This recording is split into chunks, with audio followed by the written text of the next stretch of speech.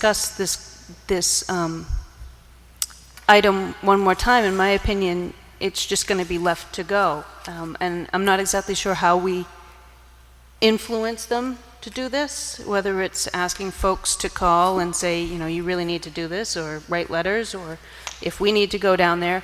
But I think that the people of Gloucester need to be heard correctly and not just be shoved aside that we heard you enough in June, because I don't agree with that at all. It completely irritates me that he even considered saying that, and the fact that he wrote it down in a letter is even worse.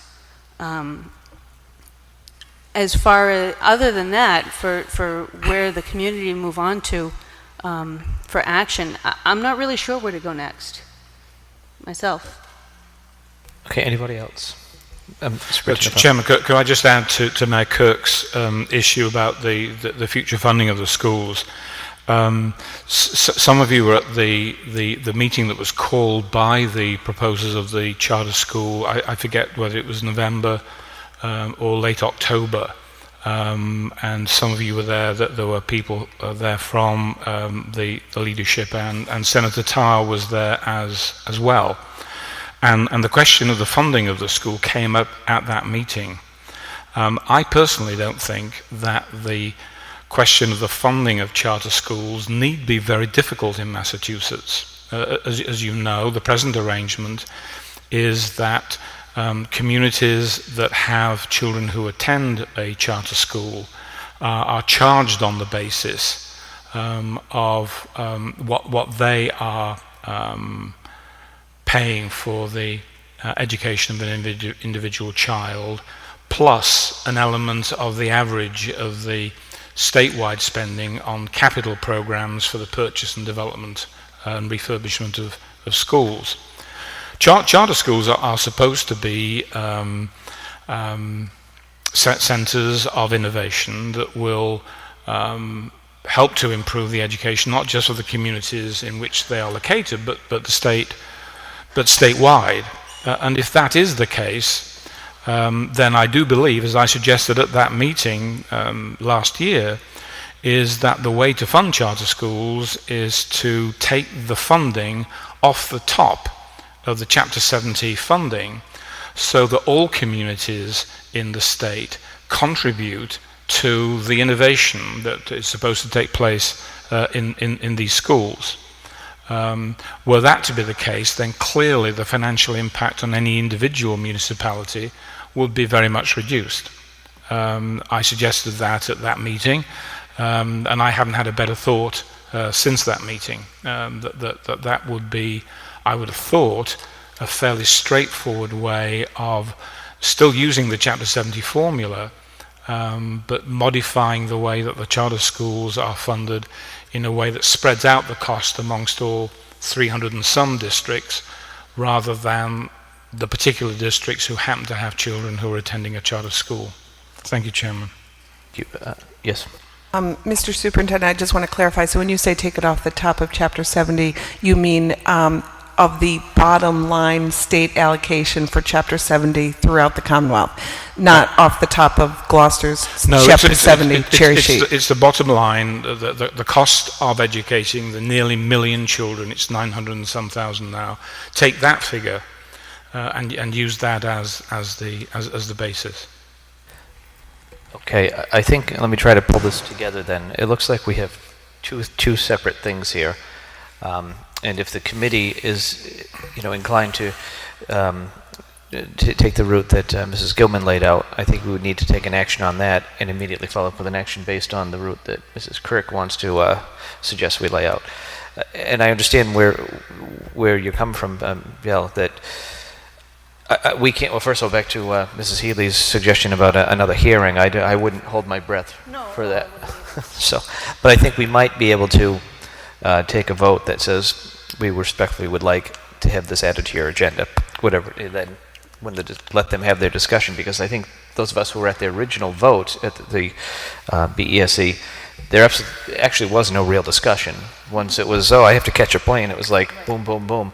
So it'd be interesting to have those who didn't have any input at the time to add something. I don't know if, other than beyond us making a request, if it would actually happen But I think that's the least we could do to say, to help us have the closure. Back to what the mayor said, when we had one of our first meetings of the North Shore Coalition for School Funding, I did a presentation on charter schools, and I said to the group at the time that win or lose on our charter school, I would hope that Gloucester will continue the fight for the fair funding, because the next town that gets hit is going to have to deal with this. I think what's happened to this point is, a town or towns get hit with the proposed charter school.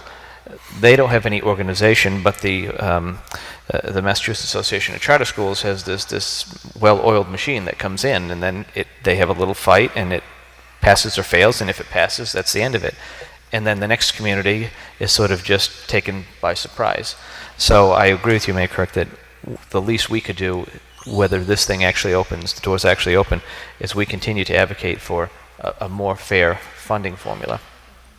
So with that said, Mrs. Gilman, would you like to add about your suggestion? Sure. I'd be willing to make a motion and then we can discuss. Would that be appropriate? My motion would be to request through our full school committee that the Board of Elementary and Secondary Education Board specifically discuss the decision and the actions pertaining to the Gloucester Community Arts Charter School as noted by the Joint Commission findings on education. All right, for the sake of discussion, do we have a second? Second.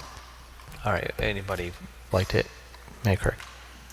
I think on that you just have to specify the date of the meeting on that motion. Discuss on I will add, September. I will amend it to say the September 22nd meeting, which is the next meeting. Amy. So just to clarify, your motion is asking that they publicly discuss the process and the problems that happened, not requesting an additional vote be taken on the school. I don't think we have that authority to request them to do that. However, I do feel like we are owed an explanation and deliberations from that full board based on the fact that they didn't have all the information in front of them when they made their vote, and knowing what has occurred through the joint findings and all this information. I just want them to be reminded one more time that they are approving a school right now in the worst budget history of the Commonwealth that wasn't even recommended by their own office. I think that they need to just recognize that and discuss it, and then if they say we support it 100% even with all this, then we as a committee, we as citizens of Gloucester just need to move on and get over it. But right now there's just some closure that hasn't happened, and I just feel like we're owed that professional respect to get that closure, and that's what I am recommending. So for the closure, you're asking them to basically evaluate what they've done.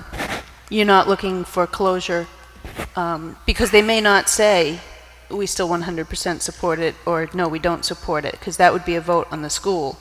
That's not part of this motion. I'm just clarifying what the motion is, that's all. If I may, I think we're looking for some discussion, because when anybody can request to be on the agenda to speak, and like us with oral communications, we don't necessarily respond or have a discussion about it. And then after they came here on December, whatever the date was, June 8th, for the actual oversight hearing, it was on their agenda, but under, I forget how it was worded, but just information, so it wasn't discussed then either. Right. So I personally would like to see some thought other than the commissioner and the chair. You know, I think it's pretty interesting because typically in our process you have a public hearing prior to any vote. So the fact that they're invoking the June 8th meeting as a public hearing post-vote puts the board in a very awkward situation that, you know, they may